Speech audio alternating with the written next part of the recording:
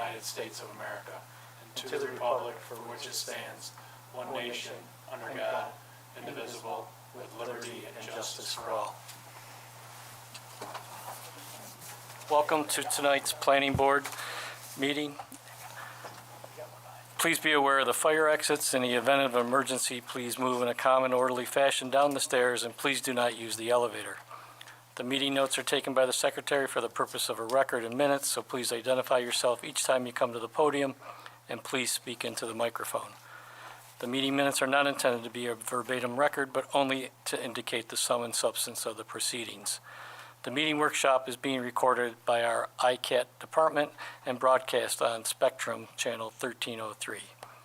The board will follow the items in the order that they appear in the agenda. Extra copies are near the door. After the case has been called, the applicant and/or agent shall come to the podium to present their case. During this time, the planning board members will have an opportunity to question and comment on the case. For public hearing cases, the chairman will open the case for public input, in which anyone wishing to speak regarding the case will come to the podium, state your name and address, and direct your comments to the board. Once all public input has been received, the applicant and/or agent will be given the opportunity to respond to public input. Once all public input has been completed, the chairman will close the public input and the board will move on to a decision. No further input is allowed at that point. Michelle, please call the first case. Thank you, Mr. Chair. First case is case number PB 2024-08-04. Request by Michael Nolan, I Square LLC for preliminary final site plan approval for the development of 4 duplex units and associated site work for the expansion of the Brookside Cottages on premises 415161 Lorraine Drive in a mixed-use commercial district.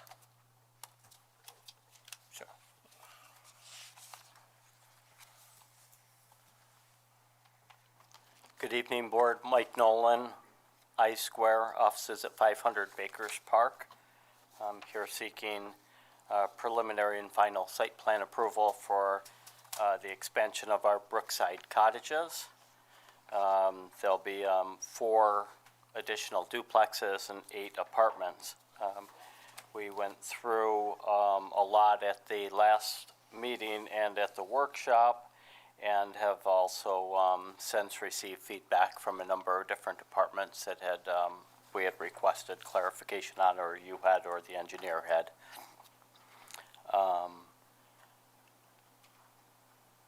The cottages will be built in a very similar fashion as the existing 14 Brookside cottages and they're immediately across the road from them. So it'll feel like one development of senior living. Our current 14 units have been occupied nearly 100% for the last 3 years, and we now have a bit of a waiting list. There's 10 people on we call it a waiting list. It's a list of interested people. There's no commitment for them because we have no time frame when we would have additional units available. In addition to being in pretty good demand from our potential tenants, the alignment we had discussed at the workshop, the alignment with the town's master plan is remarkable. It hits nearly every point within our master plan for the expansion of our senior living options within the town of Irondequoit, therefore freeing up additional single-family homes to hopefully welcome more families into town. I would not sure, Mr. Chairman, what order you want to go in or how you want to address comments in that, or if you need more explanation on the project itself from me. You can share as much on the project as you would like. I want to put that out there. But my question is I know you just received the Labella comments today. So would you like a walkthrough of those? Like last time we actually went through the whole letter, or do you want to just get to certain points? I'll leave that up to you. Perfect. I can run through them. Won't we address that? Unless you knew, unless anybody wants anything more specific about the apartments themselves, it's pretty straightforward, being that they're very similar, exact same size, same architecture, same everything as the ones immediately across the road. But going through the comments, and I didn't have a lot of time. I received the Labella comments at 5:22 tonight, And, but I did make a effort to print them off, review them. And at first it looked a bit daunting to kind of go through them. And then once I really did, it boils down to 3 or 4 points that are probably worth the discussion of the board. And, but if everybody has the Labella comments dated September 30th in front of them, the kind of go in the same format we did at the workshop of going down the list of them. The first one is non-issue. We can address those. They're all drawing modifications, changes, updates. I think there was one that was called out, though, the stormwater outlet. Where is it on this one? It might be worthwhile to have Labella explain Yeah, what they're looking for. Wes Petty from Labella Associates. I'll just comment on number 1 here. So at the very bottom of the letter on page 1, there's a bullet point called stormwater outlet, and this is where we're just looking for a little bit more attention on the site plan application or the site plan drawing itself. As Mr. Nolan had characterized, this first comment is largely going to be just minor plan revisions. But the stormwater outlet, on the utility plan, what's happening is there are a series of laterals that are capturing and gathering the roof runoff, and then also runoff from the common driveway, and that's all being piped into one discharge location near the top of the slope of the project, on the south end of the project. What we would like to see there, what we would like the applicant's design professional to do is provide a calculation to help substantiate the size of the riprap or the discharge point, so that we know that the size and the detail is going to be adequate to protect the slope and prevent erosion and rilling of the slope. So a calculation and a design, or maybe even a level spreader, so that it's not necessarily a point discharge, but kind of to make that stormwater sheet flow and just be able to disperse that stormwater adequately. So that's just the first point on for comment number 1 on the utility plan. So with that, if you have questions there, I'd be happy to field it. Any of the board have questions on that, or Mr. Nolan, do you have any questions? I do not. Okay. Moving on. Lighting plan, we had submitted contours, and again, it's the same as across the street. The town's engineers asked us to add the grassy areas for lighting contours. It's not really a big deal. I didn't find it completely necessary or useful information, but I'd be glad to provide it. Okay, so what about the light that's in the town's That driveway? will come up in a later conversation, because one of the things the DPW had suggested, the right-of-way along Lorraine Drive is rather excessive in size, in the width and the circle, at one point extending more than 50 feet off the end of the road, or 40-some feet. We're going to need to talk to the town board about dedicating some of that back or reducing the area of the right-of-way. If that is approved, that would take care of the driveway issue, the light issue, and address I think those would be the 2 things that it would cure. Okay. And this light being one of them. So we didn't revise it. It's not really a big deal. The light could be moved out of the right-of-way, but if we're going to change the right-of-way, why bother moving the light? And Have those discussions started? I'm sorry, so I'm just trying. they have only with Aaron McGee, Commissioner McGee, but they have not been addressed, and that was one of the things I was going to ask, what the proper process is for that, whether this board refers to the town board for that. It's not necessarily. I don't see it as a huge decision, because the most right-of-ways on most of the secondary roads in our town would be just outside of the sidewalk lines, on the outboard side of the sidewalks. And in this case, it goes, I think, some 30 feet into our property there, and much further off the end of the road. As you can see, the dark bold line being the right-of-way line. I'm not sure what the intention was at the time, but according to DPW, I don't believe there is purposeful use for that, to So- be that large. So could the town tell them what the process is for that? I don't know what the process is. I think maybe the town staff has referred this to the town's legal department, legal staff. And I think Nixon Peabody is looking into what would need to be done. That is correct, we are. There's a legal answer for you. Got it. And would that be something the town board would vote on, most likely? I'm not exactly sure at this point. It's certainly something that we can look into this week and follow up with the town about what the process should be here and get an answer to as soon as possible, but it's still something that we're trying to flesh out here. Got it. Got it. And I think the next question would be for somebody else. So you're reducing the entire right-of-way or just along the frontage of 4150, 161 Lorraine Drive? And I'm sure there's a difference in magnitude of that job. You know, obviously my interest is just on this one. I also own the property across the street, but it's developed and I don't see us making any changes or have any bearing on that. And then there would be another resident or several other residents involved if they did the whole roadway, if they shrunk the entire right-of-way area. But I don't see that necessarily being beneficial to anybody at this moment. But if you need anything as far as we have all the street drawings in full CAD and already fully developed with all these boundaries and everything on them, and be happy to provide anything if somebody does need to go to town board, some type of a depiction of what it could look like if they decided to do that. Understood. A few of them we can kind of breeze by. Engineer's report, the town's engineer was satisfied with that. Lot consolidation, again, they were satisfied with our answer on that they will be combined. The survey, existing contours, that was addressed, and the engineer was satisfied with that. Can I go back to one, Mr. No, I'm sorry. So on Absolutely.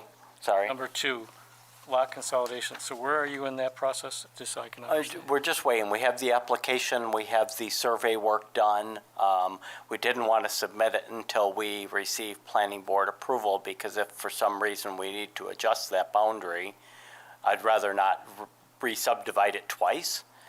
So we wanted to make sure that our site plan was approvable prior to submitting that. The town staff has told me that it's an administrative review, and I believe a $200 payment. So it's not something that would be subject to a voting process or would be subject to being declined. So if you were to make it as part of your approval to require that of me to submit that, that would be certainly an easy way to solve it and make sure that all parties, because that is also addressed in one of the other letters, comments from one of the staff. I think it was the building inspector had noted that we should do that prior to approval. I'm suggesting that we do it as part of the approval. Is that good, Mr. Chairman? That's good. Yeah, Okay. thank you. So number 3, again, we were good with that, existing contours. Geotech, same thing with the addressing the stormwater discharge as we spoke of earlier.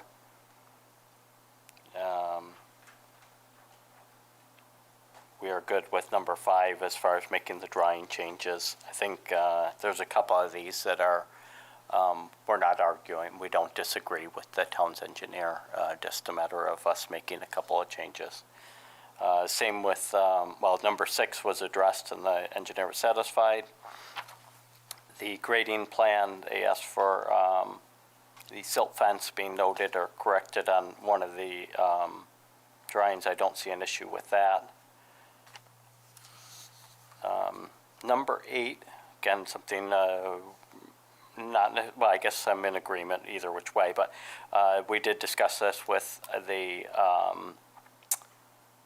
DPW, and that would be part of our 199 permit. The work in the right-of-way would include grading, curbing, pavement, and that could all be addressed in one highway permit or whatever the proper definition is, but 199 permit.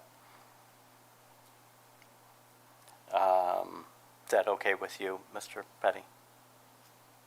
Yeah, that'd be fine. Okay, okay. 9 and 10 we're okay with. Again, it's drawing changes. I don't think it's anything that would affect your decision in any way, but we will correct those. Looks like there's discrepancy in how many inches of topsoil would be corrected on our drawing.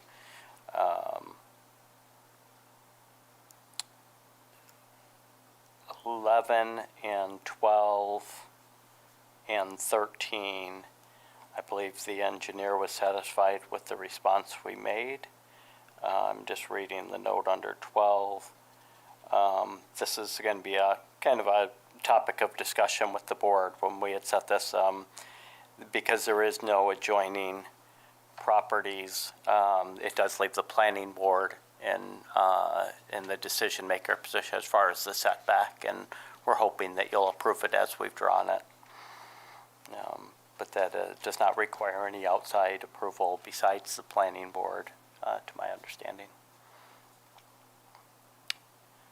Probably number 14 is my hot topic. Number 1, completely disagree with the position the town has taken on for a number of reasons, and I'm hoping the board will draw some form of an interpretation tonight of this, so we can dive in as deep as you would like. But the town code that they're referring to says the total area devoted to driveway and parking for premises designed or used primarily for residential purposes shall not exceed 35% of the required front yard. I believe it's been my interpretation, and I believe it's also been the town's position over the years, that would primarily, or would not necessarily apply in a mixed-use commercial, but not to multifamily. It hasn't been ever brought up in the multifamily model, not to me. Well, across the street, we would not have adhered to that. We did not adhere to that, nor have any of the other, I believe we saw 5 different residential multifamily projects between the time Brookside cottages were built and today. And I don't believe any of those 5 would comply with that either. So my contention is the town's interpretation or prior interpretation of that code is that it's fitting for single family or an R1 type model. The code is in a generic section of the code. It's not included in mixed use commercial. And so the logic I use for drawing the conclusion that they haven't applied that before, and that it should not apply to multifamily, not just the experience that we've had in town, and the fact that it's never been brought up to others or no one else was required to get a variance from that, would be simple. 1, there is no clarification, or there's no place that the town lists a required front yard space in mixed-use commercial. If they did, it would be contradictory, because the front setback rule in mixed-use commercial is 0 feet. So there could not possibly be such a thing called a required front yard. And then, therefore, and that's the denominator. So if a driveway can't be more than 35% of the required front yard, but there is no required front yard, where does that leave you? But more importantly, you enforce or follow the code in that light that is presented here. We're opening up Pandora's box a little bit, because now every future apartment complex is going to have 65% grassy front yard in them, and something like Pathstone at the mall has virtually, very minimal amount of green, but nothing that could be construed as a front yard. The one you're currently looking at on Culver in the same boat, they do have grassy areas, but none of it would be not much of it would be considered their front yard, especially as comparison to the parking, the quantity of parking areas. So for those reasons, I would implore the town to continue their prior interpretation of this code, that it does not apply in a multifamily setting, and possibly something they review or address when they're fixing the code, or addressing or reviewing the code, as LaBelle is doing now.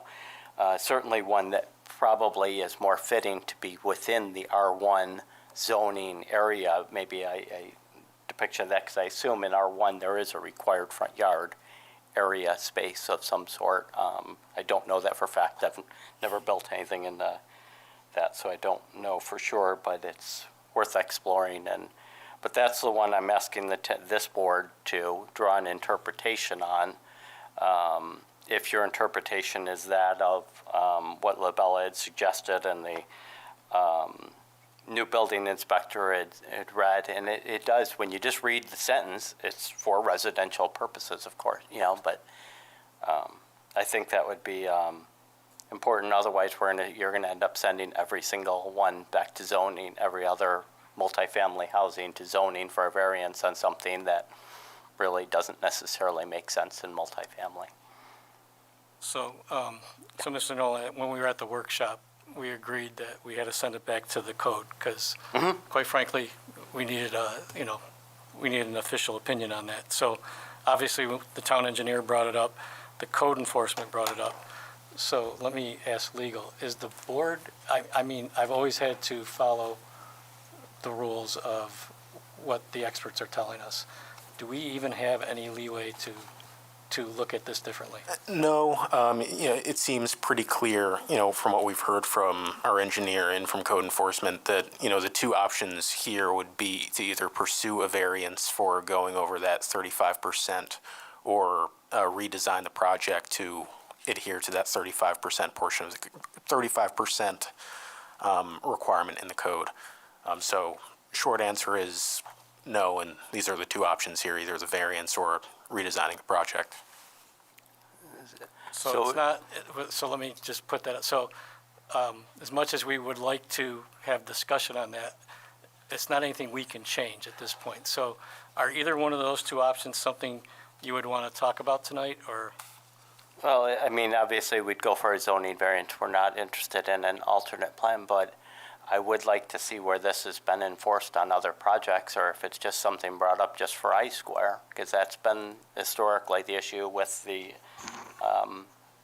town, in my position with the town and town's engineer, that were creating problems that, again, you have another one that's in front of you that may have already received comments that didn't get the same thing. The other project on Titus that we were on Culver Road, if we're going to enforce it, we need to enforce it equally. And if it needs getting a variance, I'll go get a variance. But I don't believe that's fair that suddenly we dig up this code that clearly isn't written in a form to apply to mixed-use commercial, and obvious to anybody that can read that code that it could not apply to mixed-use commercial.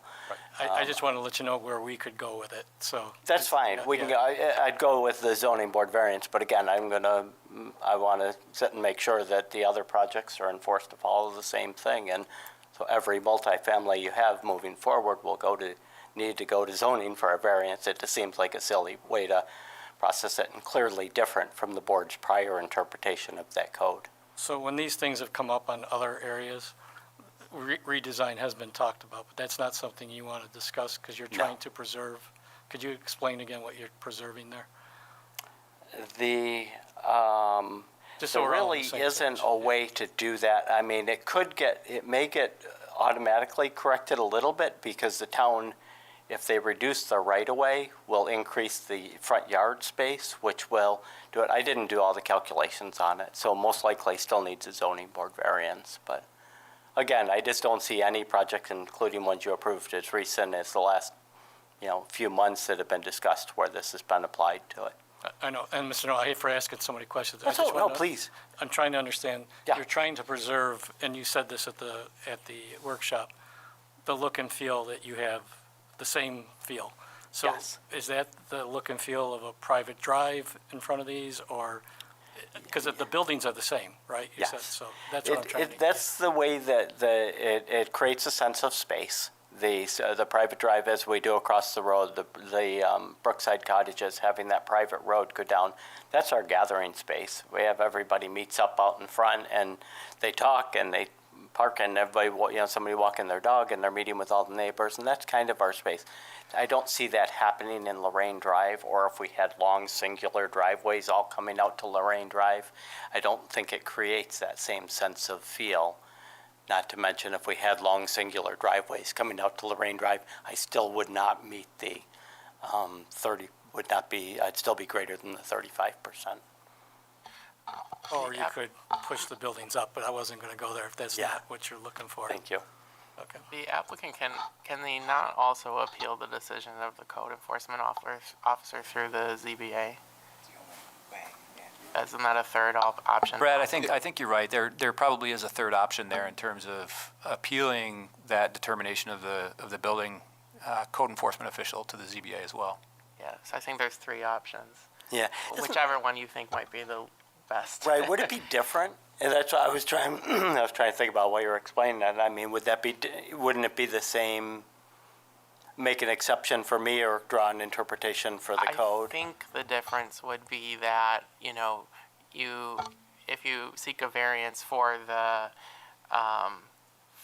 design as it is now, then you're getting, an ordinary variance for that to a waiver on the rule, as you would say. But seeking an appeal on the interpretation of the code enforcement officer would be like you saying, I believe the code enforcement officer has interpreted this incorrectly, and I believe this. And then the zoning board, and I jump in here if I'm saying something wrong, but would, determine whether or not, would have the ultimate decision on that interpretation of the code. Okay, I appreciate that. That's what I was Either way, hoping it's this. going back to the zoning board, though, which I think is going to add time. It is. It is. And so is the right-of-way question with the light and the driveway and the right-of-way. I'm kind of still would like to get any feedback and get ours, because as we continue to put more and more work into these drawings and these plans, we don't want to get all the way there and then find out, we really do want the houses closer to the road or some other major change that wouldn't be plausible for us. I'm also not sure that the muck was designed to be a walkable feeling area. Mm-hmm. And moving the houses may give you some of that and eliminate the concern that the code enforcement officer has at this moment. Right. It just doesn't give the same feel. People don't stand around out in Lorraine Drive where they do on the Brookside Cottages private road. And the way that that little community set back a little bit off the road, that feel, everybody really seems to enjoy that. And but I do understand your thought. And we had contemplated a lot of different configurations. I think with this, the one you see is probably our 7th different variation of how to set them up so that we achieve that same feel and sense of privacy and quiet, comfortable, safe environment for our seniors. Yep, if that works for you, I think you understand the options at this moment. Yes, sir. Yeah. Absolutely. Thank you. Common driveway and the right-of-way. This is, again, going to go back to how we address with the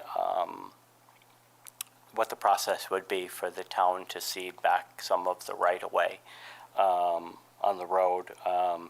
There's nothing else I could really do. We did try to find another option to turn the 2 of the houses sideways and keep 2 forward, and it just, every which way we end up with getting rid of one problem and creating 3 more. Right, and as you stated before, and I think reading the letter, the town's willing to work with you on that. Yes, that's what Commissioner McGee had brought that up, and it never crossed my mind, so I was appreciative of her thoughtfulness on it. Improvements in right-of-way, we had briefly touched on this one as well. The 199 permit should cover me for all of the above items. And again, except for the light fixture, because it either wouldn't be allowed or will no longer be in the right-of-way, one or the other.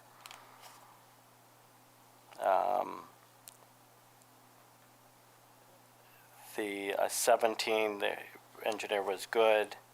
18 is a correction on our drawing set. I don't see any issue on our part, no concern on our part. 19, engineer was satisfied with our response. Same with 20, 21, 22, 23, and 24 would be the next one worthy of discussion tonight. I think we had to clarify the height of it, Wes? Is that how I'm- Yeah, so there was, you did provide a nice detail in the drawing set Yeah. of the proposed retaining wall, and it's interesting, number 24 and number 26 are somewhat related, right? Because we've also got on the grading plan some call-outs for top of wall and bottom of wall. Okay, And I guess the one question I wanted to bring up, at least for the planning board's conversation or for consideration, and the applicant may be able to shed some light on this as well. The wall on the north side of the project that separates the project from the existing parking lot, it seems to vary in height from 4.5 feet to, in my comment I said 6.3 feet, but I think it's actually 7.3 feet based on the call-outs on the plan. And Should see that that. may be a typo in on the plan sheet. I believe so. So is it, It's 6 foot tall on the rear portion along the side of the house. okay, And coming out along the side of the driveway for the northernmost unit. And then, so one of the interpretations, and it could be on us, where it transitioned on the, where did I read that? No, I'm not finding that comment. it might be number 26, the bold text in number 26, where I talked about the transition between. Oh, okay. And then 24, where it goes to the Lorraine Drive right-of-way, Oh. we planned on stopping it at the right-of-way line. I was assuming that the town would not want the wall in the right-of-way. Correct. Makes sense. But the portion from the private drive, the eastern portion of the private drive up to the right-of-way would be 4 foot tall, just to allow a view down the road, but not enable somebody to look over the wall into somebody's window. So we want to get past the house, past their driveway, and drop it. But I'll clarify that. It Okay. sounds like we got 3 different answers on the same wall. Yeah, we might. Okay. Got it. But it's intended to be 6 foot tall in the rear portion, 4 foot tall. It's from grade, obviously it'll be taller than that overall, but above grade, 6 foot and 4 foot. All right, that helps. So can I ask, LaBelle, so is there any concern if all that's clarified with the wall in general? I just wanted to make sure. Not from an engineering standpoint. I guess design-wise, is the planning board, are you okay with that type of separation, that type of buffer, if you will? I don't know that it's a buffer, but separation between the proposed project and the parking lot. I don't know how else you would do it, other than maybe a fence.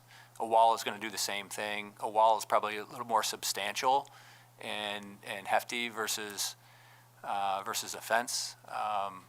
There's not a lot of room for maybe some shrubbery in lieu of a wall. It's going to be up to the planning board in terms of what you would prefer to see. So I'll open it up for discussion. I mean, we didn't discuss this in any kind of detail. To me, I don't know, shrubs, I don't know how safe that would be, right? Yeah. So a wall seems pretty substantial to me. Does anybody have concerns? I just want to get it out of the way so there's no surprises. I appreciate that. I think if we were looking at it from the other way, often we're looking at something to screen parking lots rather than screen houses. And we would usually try to get something like this if we were getting a parking lot. And I don't know about the height, but the substantiality to it is often something we would be, if we were approving the like if we look at this from the other way and we're approving the parking lot, we would be trying to get a wall. Wall, so that the lights don't bother. So- I get you. I'm good. With it, yes. Is anybody not good with it, I guess is what I'm trying. John, you wanted to speak? Yeah, I'm good with the wall. I just had a question on the height of dropping it down to 4 feet, Mr. Nolan. Where would that, exactly occur? So if the northernmost house there has a single driveway off it, so come down to the end of the driveway, and and I'm going from memory now, I'm not sure which side of the private drive it's on, but at some point, once we get out of the tenant's private area, their driveway, their thing, we thought we'd drop it down for visibility. But we also wanted, where they are getting out of their car, we wanted to retain it at 6 feet tall to create that safety feel. Not that 4 foot doesn't create a safe feel, but you can see over 4 feet where you generally can't see over a 6 foot wall. So about, call it a little more than halfway along the northern property line, pretty much where the apron of the driveway hits the private drive? Yes, and then the 4 foot part would extend up to the town's right-of-way line. Okay. So it won't go all the way to Lorraine Drive. It'll be, I don't know, 10 or 15 feet short, depending on where that right-of-way line ultimately ends up, but I think we're okay? We're good. awesome, thank you. There's a question, Wes, on the stockade fence. The existing fence is the same fence we would be putting in place, is why it's still on the drawing. The fence isn't bad, but there's a couple sections of it that are pretty rotted, so I'd assume while we're building these cottages, we're going to replace the sections of fence with the same that's on it. They are shown on the drawing. The northernmost part has to be replaced because it would be then have a small retaining wall section below it.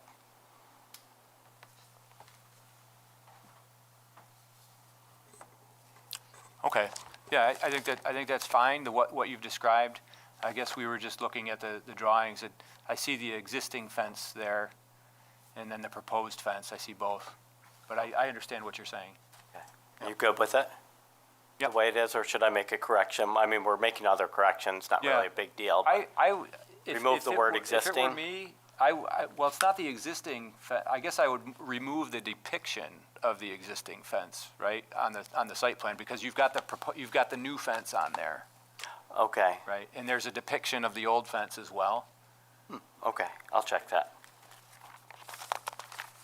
It's very minor. Got it. Because that we'll be working on the same drawing, so it's not. Yeah. All right. I believe that gets us up to number 27. That should have been added. I'm not sure why it wasn't, but that's on us. We'll get that added to the turning radius. I don't believe the private drive requires fire access. It's not that long. But we should show the radiuses on there if we hadn't shown the turning radiuses. And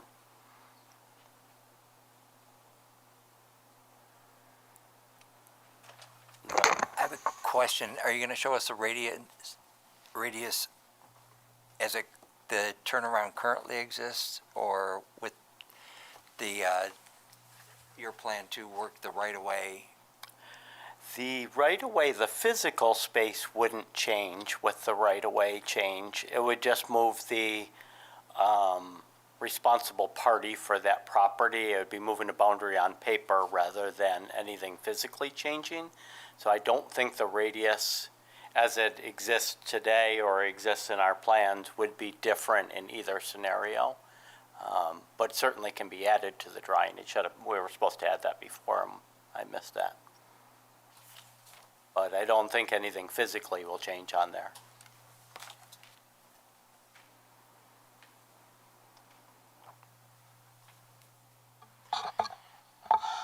As far as the right-of-way, in the event that the town chooses not to abandon that section, or the amount that they do choose to abandon is not great enough to accommodate, for instance, the light post, you have put light posts and sidewalks and things of that nature, infrastructure, in the town right of way in the past. So is there an alternate possibility for you to achieve this in the event that the abandonment doesn't go through, or isn't it enough to accomplish what you're looking for? I don't know the answer to that. Currently, we own a number of lights that are in the town's right of way. and in the county's right of way. We also have drive aisles that are in the town and county's right of way. Previously, the town's interpretation was not obviously concerned with that, or chose not to fight that, but we have the scenarios that we're discussing, we have all over the I-Square site. In fact, right on Lorraine Drive, we have 2 streetlights that are powered by, paid for and maintained by I-Square, but they're clearly in the right-of-way. And we have, and so is the drive aisle on the parking lot just to the north of these apartments. That drive aisle is clearly in the right-of-way. So it's, wasn't we just chose to put it there arbitrarily, it was approved that way. It's kind of the reason for a little bit of my frustration. I hope it's not showing in my voice, but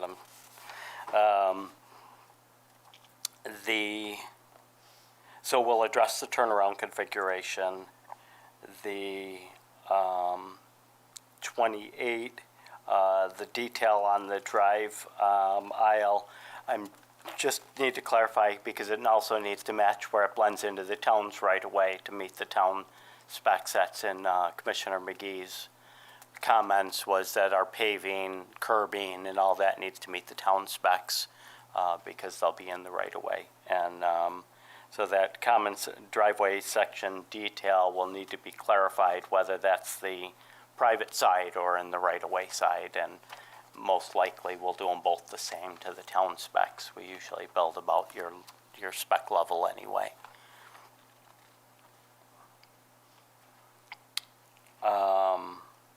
Any concern with that, Wes? No, not at all. That's fine. Okay. 2930, we're satisfied. 31, 32, we're satisfied. 33, we missed some of the construction detail drawings. We didn't add the signature block on that. We will correct that.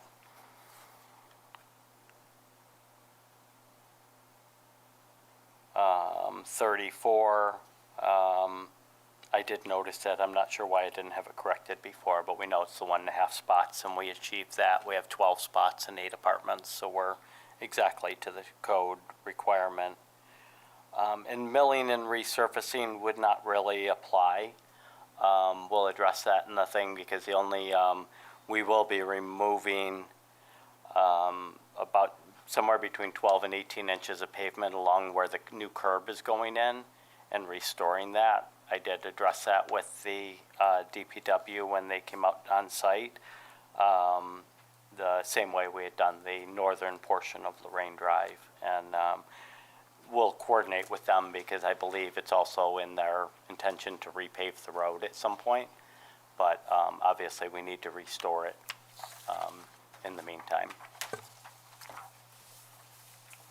So that is our Labella comments. Anything else on, and actually they kind of covered a number of the other comments we received from other department areas is in there, but we can go through them if you would like. No, I think that was a detailed walkthrough. Is there any comments from any of the board members regarding any of these issues, clarifications?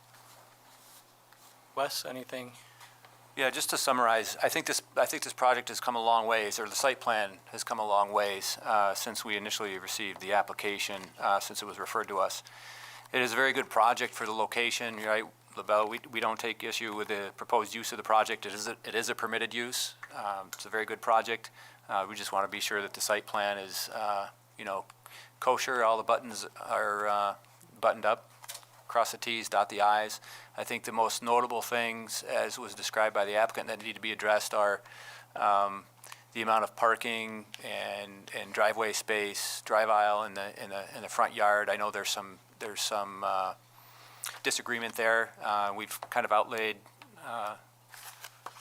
the alternative paths that he could choose, and then the stormwater discharge point. That's another point we need to just be sure we're taking a careful look at, because we do have the stream. We've got a sensitive environmental area there with the slopes, the stream, and moderately, the soils aren't highly erodible, but they're moderately erodible soils there. We just want to be sure that we're not going to adversely affect the environment. And there's an E-pod over in that location too. So that pretty much summarizes it. I don't know if you've got any other questions for me, but.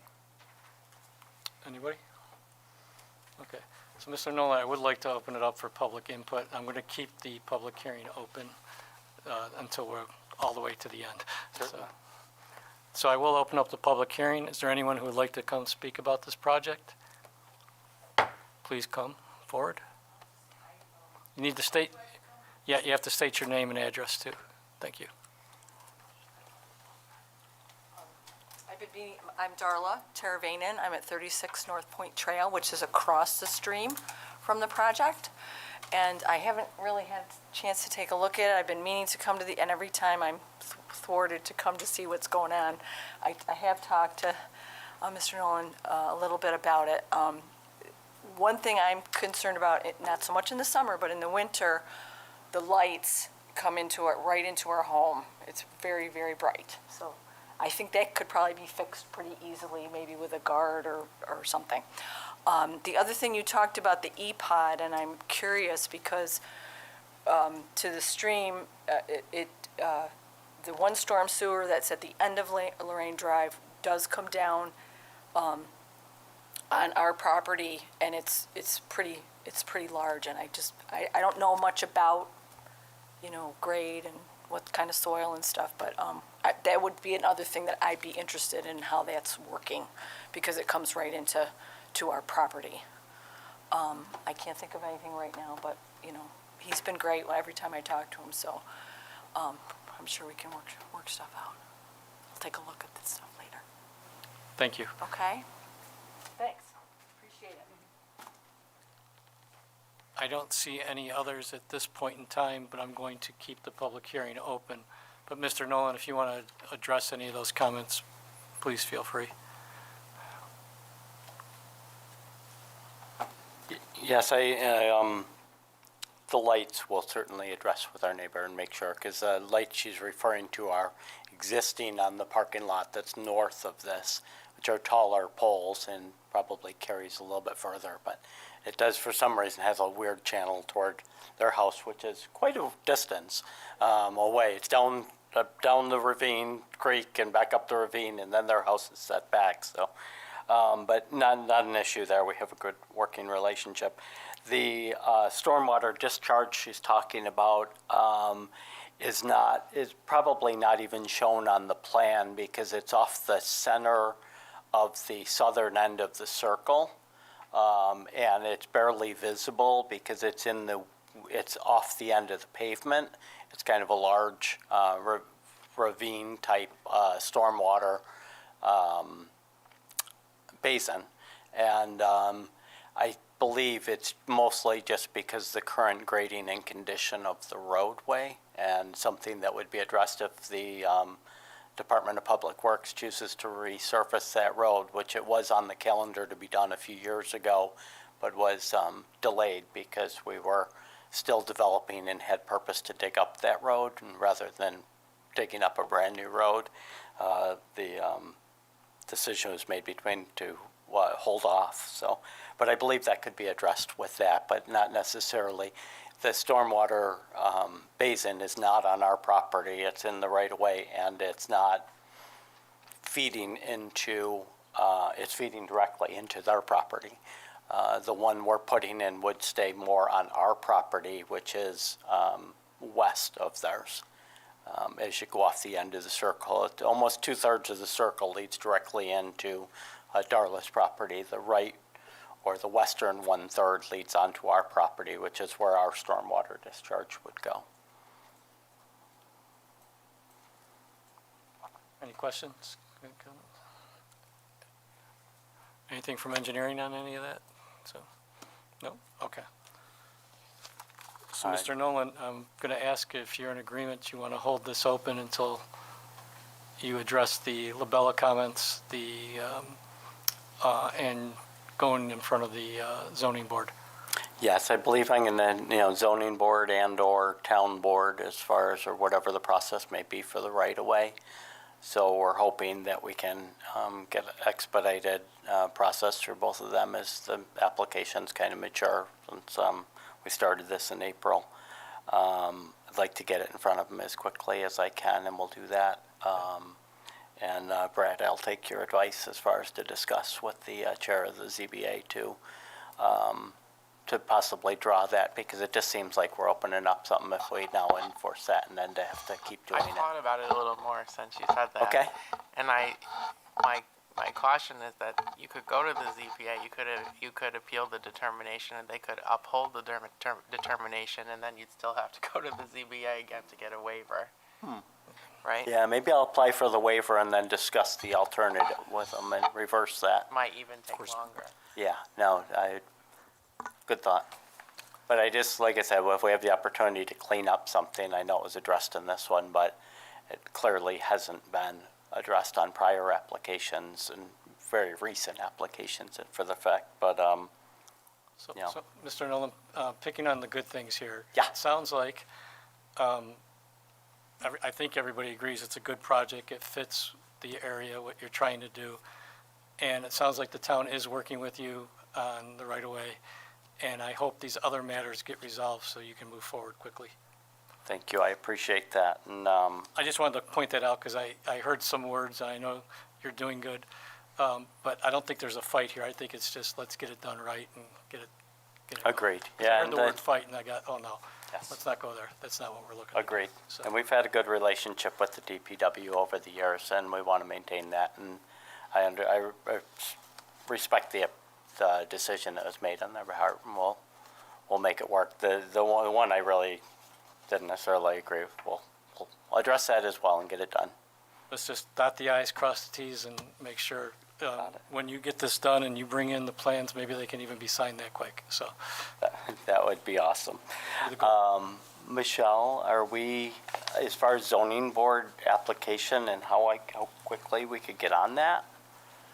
Our agenda, do you manage that? I do. You manage everything. It's all lies. It should be pretty simple to get the application in, Mike. When's the submission deadline? Are you asking when October 4th for the November 4th, Okay, so Friday. Friday. All right, let's do it. right. And, So we still do have to do a Oh. motion. I just want to. oh, I'm sorry, I No. didn't mean to sidebar. I'm just Ask all trying to your questions. encapsulate where things need to be so we don't have to backtrack moving forward. I think it's 3 or 4 things, right? Oh, if you want a review of that, I think, Wes, Michelle, you probably captured it. So let's do that before we do a motion. Do you want me to, okay. That would be awesome. I know about the drawing changes, the number ones that I just said I agree with Westy. Put them on there, and I'm not worried about those, the physical drawing changes, but the process. Well, I added them in anyway. Okay, I added, just for our record. I have board discussion and review regarding Labella's comments received 9/30/2024. Number 1 is to add more detail to the site plan regarding Labella's comment on stormwater outlet depicting a calculation of discharge of the riprap that will prevent erosion of the slope. Provide on the lighting plan illumination levels beyond the paved areas, pending the abandoning of a portion of the town's right-of-way with the town's legal. Amend plans per number 7, meaning comment number 7. Will obtain a 199 highway permit. Amend plans per number 9 and 10. Number 14, the applicant disagrees with the code enforcement determination regarding the residential parking and driveway space. Legal agreed a variance would be required regarding the driveways exceeding the 35% of the required front yard. May appeal the code enforcement officer's determination regarding the driveways exceeding the 35% to the zoning board of appeals. Amend plans per number 18, amend plans per height for the retaining wall, number 24 and 26 on Labella's comment letter. Number 25, remove the depiction of the existing fence on the drawing.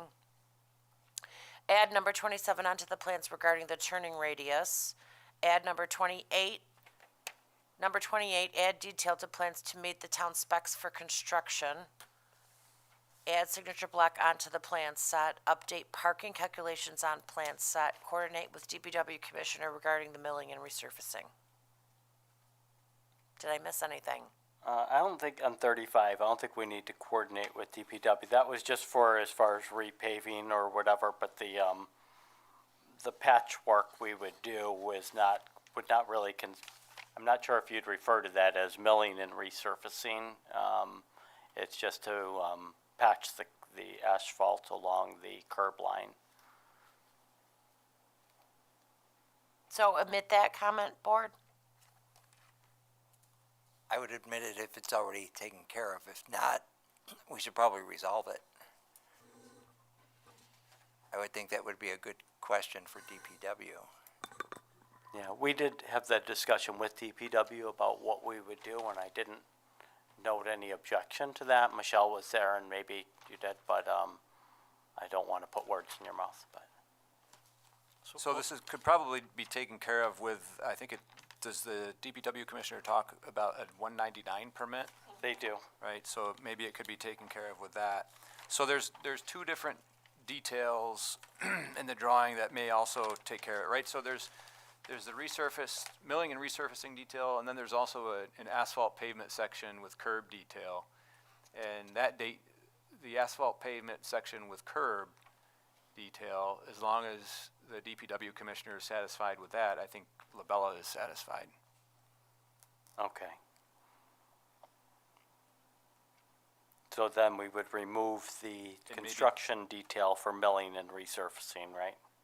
Probably. Just for yeah, if we're not- simplicity's sake to keep Yeah, it. probably, if we're not gonna be using it, and provided that Aaron McGee is okay with the asphalt pavement section with curb detail. Okay. And she would see that, Michelle, when we do the 199 permit.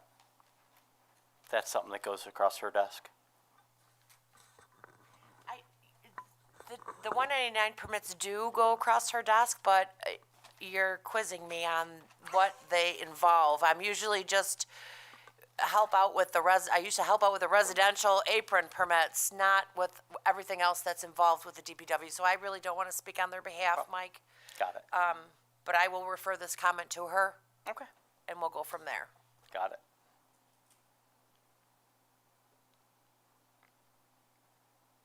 Okay. Yes. Any other questions, comments? Otherwise, we'll move to a motion. Thank you for your time. Oh, thank you.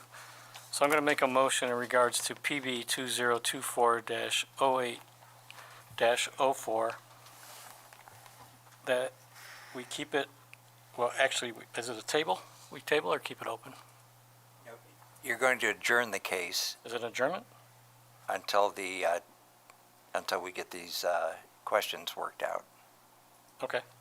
And Right? I want You to may make, have a better way of doing it, but Just a recommendation, the board adjourn the case upon the submission of the revised plans per the discussion and comments is what I've noted. per the agreement of the applicant, so. We're good? That sounds good. Okay. And then I also just want to make a note that we're keeping the public hearing was left open. and we also need to have seeker on this. Yeah, well. We didn't talk about So secret. I think we'd be in a position at a subsequent planning board meeting in the future to be able to go through part 2 and 3 of the EAF. I would suspect that with a plan revision with regard to the stormwater discharge point, that would really help us in terms of trying to find that there was a negative declaration, and then also any of the other updates on the plan, that'll help as well. So, Great. I think that's what we would anticipate, is doing seeker at the next meeting. Okay, do I have a second? Second.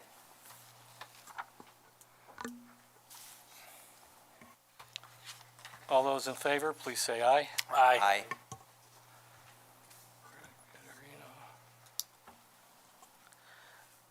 Richards, Rosso, Yanish, aye.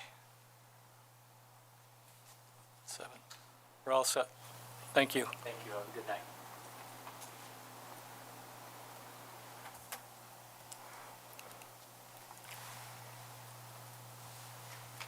Oh, shoot. I did it again. Michelle, for the Ready? record, do you have another one of these just before the end of the night so I can fix it? I do not, Okay. not, I did it on seeker, so that's okay, just cross it off and say seeker I'll not. update it. I'll update it later. Thank So you. before we call the next case, I believe one of the applicants is here. Can we take that one first or no? Can we do the town board referral first? Sure, I don't see why not. So the next item we're going to talk about is the town board referral request by Krumsieg Architecture, acting as agent for Samuel J. Battaglia. Battattini's Catering has submitted an application to the town board for rezoning approval to rezone 2305 Portland Avenue from R6 residential to C business for the proposed relocation of an existing catering business to 2305 Portland Avenue. So I got a question here. Procedurally, normally we just talk about these as a board, but I do notice the applicants here. We can allow the applicant to speak in this case to explain it to us. correct? I had asked them to attend in case the board had any questions in regards to the application. Sure. So I'm going to leave it up to you. Would you like to come and just talk what your plans are? And so we can make a referral. And by the way, just the procedures, we'll either make a positive or a negative referral based on it. So my name is Daryl Krumsieg with Krumsieg Architecture, acting as agent for Samuel Battaglia. So we are currently working on drawings for the revision of the single-family home, which is zoned as R6, to be a space for the catering restaurant while this process is going through the process. In hopes that we might have a favorable opinion. So we are here to answer any questions that you might have regarding this case. So it would be helpful for everybody, how does the business work? When's the most,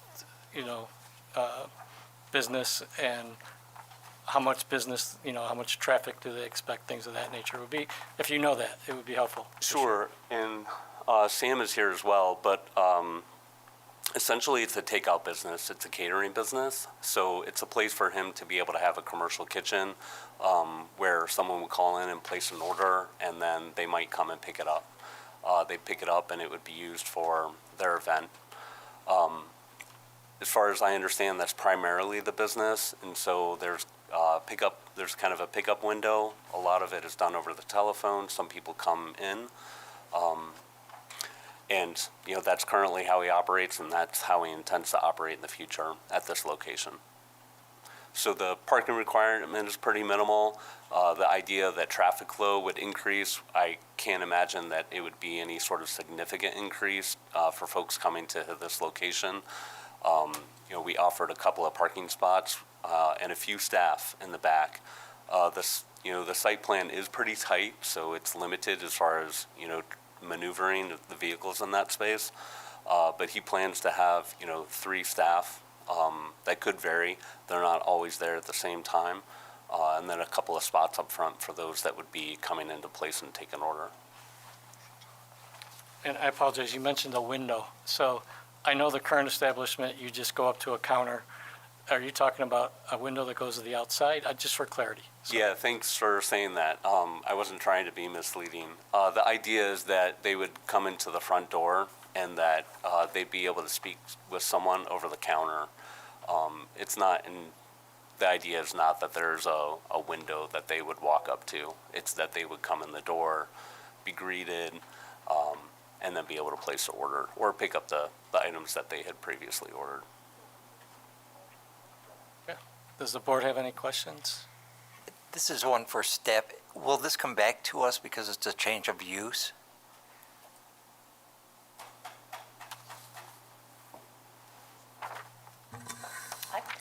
Check the code. I don't believe. We'll check the code, but obviously you all have seen applications for change of use in the past, so we'll double check that, but it's possible. Thank you. Do you know what, were you done? Pardon? Were you finished? I didn't mean to cut you off. Yeah, I if you thought weren't there's done. thoughts, but What does the code say is required parking for such an operation? Right As- now, I think it's one space for every 100 square feet. And right now, there's a footprint, I believe, at about, or I think it says in the tax roll, about 2,300 square feet. So we can't meet that requirement. There's not enough space. It would be a non-conforming lot, changed to a C business. There is an adjacent C business just on Titus Avenue. I wouldn't anticipate that, to answer your question, one space for every 100 square feet. So, in terms of procedure, what would happen? So, in the event that we made a positive referral, the town board changed it to C commercial, would they then need to seek a variance? If the use doesn't meet the parking requirement, then yes, it needs a variance. Okay. All right. I mean, So I think in our comments, we can call out the things that might be a right, concern. the things that they Right. should they should consider. I mean, to me, I mean, I know we're only considering the use right now, but you know, the site plan was included, and I don't particularly like the idea of the parking in the front lawn like that, especially as we're transitioning from commercial to residential uses. The other thing that I'm considering is that I don't think that, not that this is prohibitive, but it is worth considering that the comprehensive plan, I don't believe, calls this out as a lot that is on the agenda for change. It is not something I don't think should hold it up, but I think it should be considered. Could you explain the last one, Bradley, what you're trying to say? So in the comp plan, there's a section where they talk about future land use, and they talk about a number of parcels across the town that should be considered to have the use changed at some point in the future. So when we consider these, that's one of the things that we look at. I don't believe that this parcel is one that is enumerated in the comp plan for a zoning change. Doesn't mean Zoning that change, we yeah. can't, So let but me- it helps when somebody does want to. Right. Right, so just for clarity, though, there used to be businesses there, right? Just not a takeout food business. I know myself, I used to go there for taxes. Well, yeah, so it's R6, which is residential, but with minimal uses for businesses in that structure, that parcel right now. I'll just add something as well. I believe, Brad, correct me if I'm wrong, but when looking at the comp plan for the land use map, that is, when you're developing that plan, that's what you want in the future. And then, Bernie, you made a point of what it was in the past. So I just wanted to make that distinction.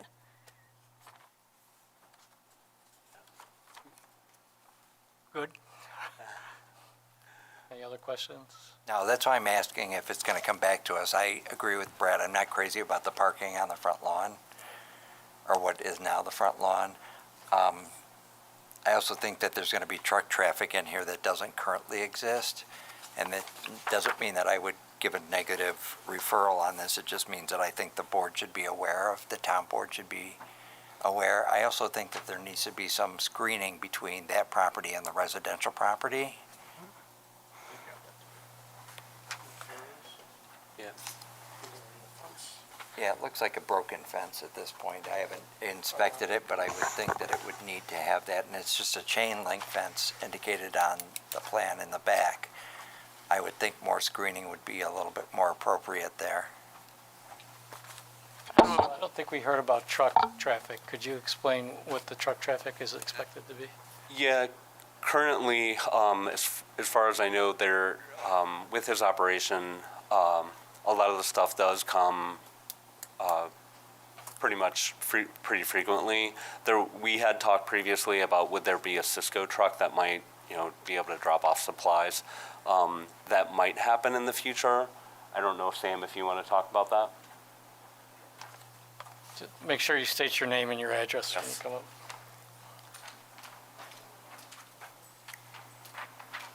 My name is Sam Medaglia. I live at 526 Wimbledon Road. How you doing, guys? Just to kind of restate what Daryl's saying, most of the orders are deliveries. So 99% of the orders are deliveries out the door. I mean, there's minimal traffic. The only traffic is the people that work there, which is like 3-4 people. As far as like Cisco trucks and stuff like that, I really don't get those kind of trucks. I mean, most of the stuff I do, I go out and get myself. So as far as trucks, like I don't deal with Cisco or anything like that. I mean, the traffic is very minimal of what I'm going to be bringing to the table. So I just kind of wanted to state that. I know he kind of said, a lot of pickup stuff, but really it's no pickup at all. Most of it is just all delivery. So will those vehicles be stored on that property then? I own currently 2 vans for the company. Those would be parked in the back, and that's pretty much it. So that's really the only vehicles that'll be on the premises. Yeah, great. I'm not having any problem with it. I just think that we need to be aware of what's going on as we talk to the town Yeah. board at the same time. Yep. Is there any other questions before we make a determination? Just 2, Mr. Chairman. First is for staff. For the C6 zoning, what uses does that district allow? The R6? The district that they're proposing for the rezoning. So they're proposing to go to C Business District. And within the C Business District, permitted, you want me to read them all? No, just the greatest hits. Oh, well, real estate or insurance offices, barber shops, beauty parlors, funeral homes, employment travel agencies, following uses provided they are not used primarily for the treatment of contagious diseases, mental patients, epileptics, drug or alcohol addicts, or for correctional purposes, nursing or convalescent homes, nonprofit institutions for charitable, religious, cultural, or community social purposes, public parks, playgrounds, similar recreational areas, and structures not operated for gain. The following uses when conducted entirely within an enclosed building: retail, stores and shops, personal service shops, dry cleaning or laundry stores for pickup and purposes only, banks, businesses, and professional offices not otherwise permitted in R6 residential districts. Drive-in banks shall be permitted, provided that at least 5 car length spaces are provided in approach drive within the property line of the lot for each drive-in teller's windows. Such spaces shall be exclusive of required parking spaces. Banking, confectionery, dressmaking, tailor shops, appliance and electrical stores and printing shops, mini storage, self-storage facilities, restaurant or eating establishments, takeout food business, and drive-in hamburger, ice cream, food, and beverage stands with seating for 30 patrons or less. And then it also has your normal churches or similar places of worship, parish houses, convents, rectories, parsonages, the nonprofit, elementary or secondary schools accredited by New York State ED, public hospitals, public libraries, municipal and special district buildings, provided that no such building shall be located within 50 feet of an adjoining lot line, fire stations without club facilities, professional offices for your attorneys, physicians, physical therapy, physician associates, dentistry, dental hygiene, veterinary medicine, engineering, occupational therapy, shorthand reporting, speech pathologists and audiologists, land surveying architecture, landscape architecture. These are the permitted uses within the C Business District. You don't have to worry about special permitted uses, so a lot can go there, okay? So a lot can go there, yes. And just for the board's information, in the R6 residential district that he is currently in, permitted uses in that district, just to compare, single-family dwellings, churches, the nonprofit schools, the public hospitals, fire stations. It also allows professional offices for attorneys, physicians, similar to everything that was in the C Business District: real estate, insurance offices, barbershop, beauty parlors, funeral homes, employment and travel agencies. The only thing that it does not allow is the takeout food service business that he's interested in doing at this location. Are the parcels to the south R6? The parcels to the south, I believe, are R1, but let me just pull that up. According to this map, it says R1. There should have been a map in there. I have this one.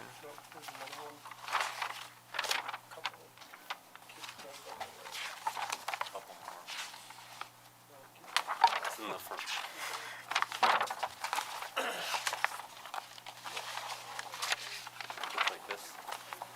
R1. R1. Yeah, I saw that one, but it didn't say, aside from what was already marked as C business. That's all R1. This is R6. I understand. So the brown- brown is the, okay. The brown surrounding areas are R6. The corner parcel is C business, and the parcels to the west, I understand. west and south. Okay.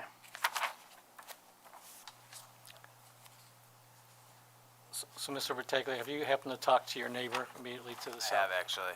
He's a good guy, and he's actually excited for something new and fresh. Did you offer him food? No, I'm only, No, not yet. I'm only kidding. Not yet. He has game though to the shop. And the parcel to the north is C business. And as you pointed out, essentially the only, by and large, the only thing that's missing from this R6 to allow him to do what he needs to do is this takeout provision. It's the gist of it. And it's barely takeout.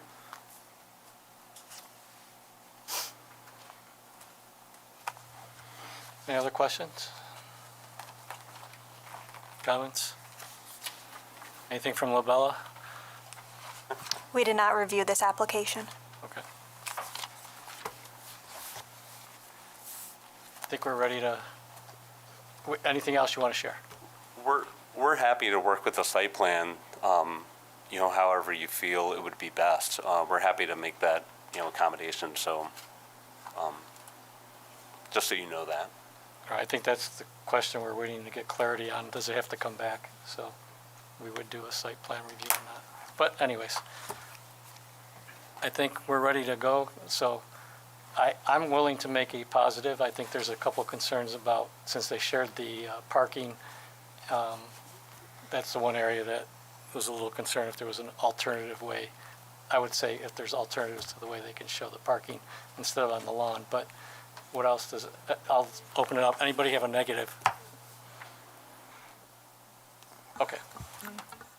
So I'll go with the positive, and then I just want to call out concern with parking on the front lawn. I think it could just be, because consider if any of the C business uses will be able to achieve the required amount of parking without seeking a variance. So it's not particular to this Right. use. It's, based on the square footage, basically nobody, it sounds like from the way it is now. Just parking in general, you're saying then, right? Right. Are you, forcing someone into a variance in order to do C business? Not that it's prohibitive, it's just something worth considering. The parking for C business will require a variance. Correct? Parking for C business is likely to require a number of spaces that cannot be achieved on the lot. It'll need a variance one Yeah. way.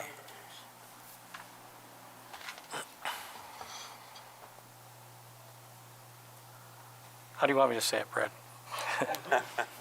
I think what the guy said down here is fine, that it's likely that will require a variance for, any C business use is likely to require a variance for parking. Yep, that's what I had. Okay. Anything else? You had a few.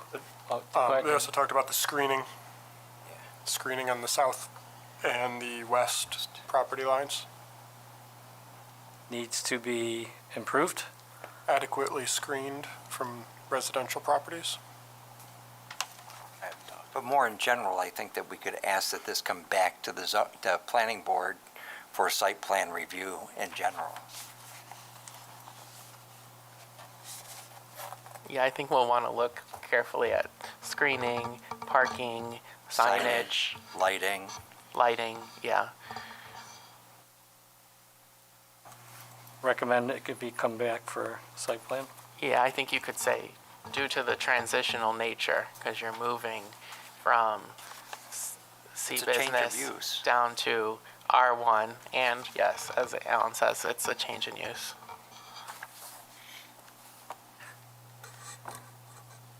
Anything else that wasn't So spoken? just to clarify, I'm sorry, I didn't mean to interrupt.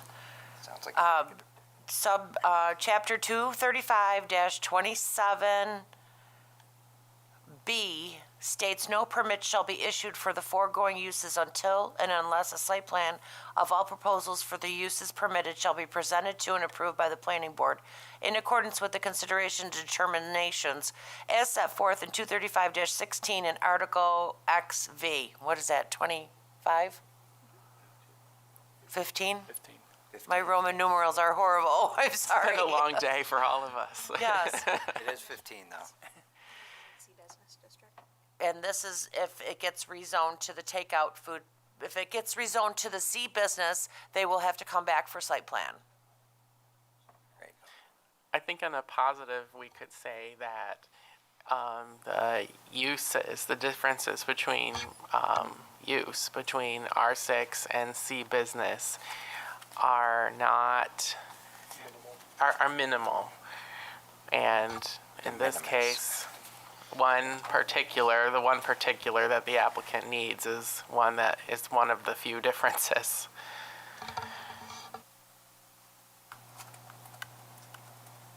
I think it's also positive there was other businesses there, so it did, yeah. That were permitted in R6, right? Yeah, we would, you talked about maybe an accountant, and that was permitted in R6, but is not and is permitted in C business.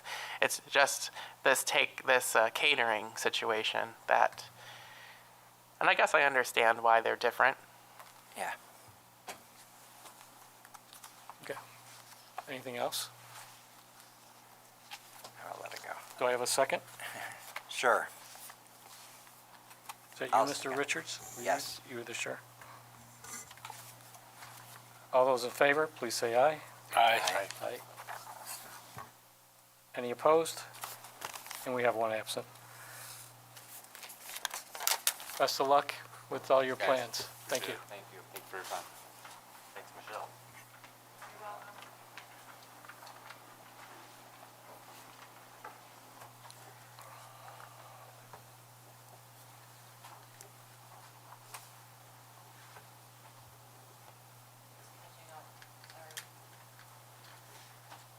Okay, the next item on the agenda is an item for board action regarding lead agent intent for case number PB 2024-05-06.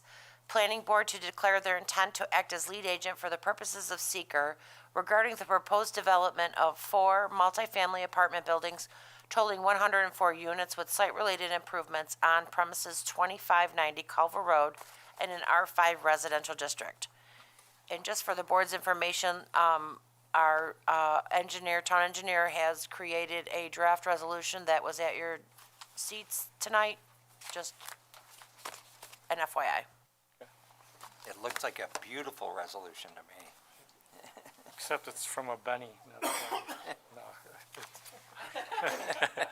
Anyways, why don't you just give us a little bit of background so we can cut right to the... Sure. If you all remember, at our last meeting, Providence Housing came before this group. I believe there's still a lot of work that needs to be done on the site plan. I know that this group asked for additional materials from the applicant, as well as for the applicant to go and speak to the community. So they're not on the agenda for a public hearing for you all to discuss the actual project itself. The applicant did mention that, you know, they want to make steps to move forward. And so we have a resolution for this board to act as the lead agency for the seeker review. I'm sure you all already know this, but just for the record that this is, you're not determining the environmental significance through this. It's just saying that we will in the future determine if there's any significant impact. And I will note that I did send out comments for the site plan itself, and noted in my comment 3 that the Conservation Board had requested all final DEC approval documents related to this brownfield, and that they are holding their final comments until they receive those materials, and that I'm in agreement with the Conservation Board that this board should not take action until they also receive that information, especially as this group is going to be determining the environmental significance, and I would advise that you rely heavily on DEC materials for that. Any questions? DEC would be an involved agency, obviously. Yeah, we'll notify them. If there's no other questions, I'm just going to read the resolution. Okay. Hold on one second. In regards to PB 2024-05-06, the resolution is declaring the intent to act as lead agency under the State Environmental Quality Review Act, SEQR, for PHDC Arundequoit Departments, 2590 Culver Road. Whereas the Town of Arundequoit Planning Board is reviewing a proposal for PHDC, that's Providence House, just to make sure everybody knows, the project located at 2590 Culver Road in the Town of Arundequoit, and whereas the proposed project consists of the construction of 104 multifamily units and related site improvements, and whereas the Planning Board preliminary finds that the proposed action is classified as an unlisted action under the New York State Environmental Quality Review Act, SEQR, in accordance with 6 New York CRR Part 617, and whereas under SEQR regulations, the Planning Board desires to declare its intent to serve as lead agency for the purpose of conducting an environmental review of the project, and whereas lead agency, the Planning Board will be responsible for determining the significance of the environmental impacts of the proposed project in accordance with SEQR. Now, therefore it be resolved that the Planning Board hereby declares its intent to act as lead agency under SEQR for the proposed project, and be it further resolved that the Planning Board shall proceed with the review of the project in accordance with SEQR, including evaluating the potential environmental impacts of the project based on the information provided in the Environmental Assessment Form, EAF, and be it further resolved that the Planning Board shall issue a determination of significance, either as a negative declaration or a positive declaration, as may be appropriate under SEQR, following its review of the environmental impacts of the project. That's the motion. Do I have a second?